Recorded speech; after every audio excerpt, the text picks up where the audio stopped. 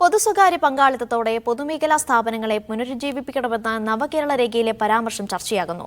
നിർദ്ദേശങ്ങൾ CPM നിലപാടിന് വിരുദ്ധമാണെന്ന വിമർശനം party നേതൃത്വം തള്ളി.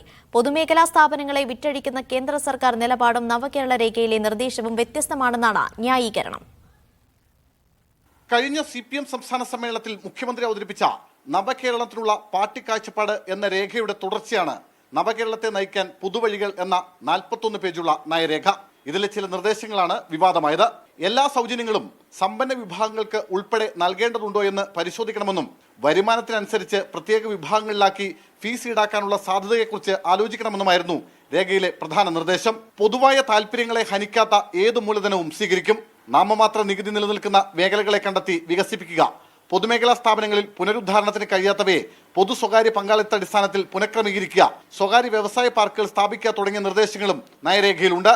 നിർദ്ദേശങ്ങൾ LDF സർക്കാരിന്റെ പൊതു നിലപാടിന് എതിരാണെന്നായിരുന്നു വിമർശനം. എന്നാൽ ഇടതുനയത്തിൽ വ്യതിയാനം വന്നിട്ടില്ലെന്നും പൊതുമേഖലാ സ്ഥാപനങ്ങളെ വിറ്റഴിക്കുകയല്ല ശക്തിപ്പെടുത്താനുള്ള നടപടികളാണ് നയരേഖ മുന്നോട്ട് വെക്കുന്നതെന്നും ധനമന്ത്രി KN ബാലഗോപാൽ പറഞ്ഞു. പൊതുമേഖലാ സ്ഥാപനം വിറ്റഴിക്കുന്നതല്ല, പൊതുമേഖലാ സ്ഥാപനത്തെ സ്ട്രെങ്തൻ ചെയ്ത് മുന്നോട്ട് കൊണ്ടുപോകുന്നതിന് വേണ്ടിയിട്ടുള്ള കാര്യങ്ങളല്ലാതെ വേറൊന്നും പറഞ്ഞിട്ടില്ല. ഒരു വ്യതിയാനമില്ല. ഇടതുപക്ഷത്തിന്റെ നയത്തെപ്പറ്റിയും CPIMന്റെ നയത്തെപ്പറ്റിയും നല്ലതുപോലെ അറിയാവുന്നവർ തന്നെയാണ് CPIM പ്രവർത്തകരെന്ന് മനസ്സിലാക്കണം.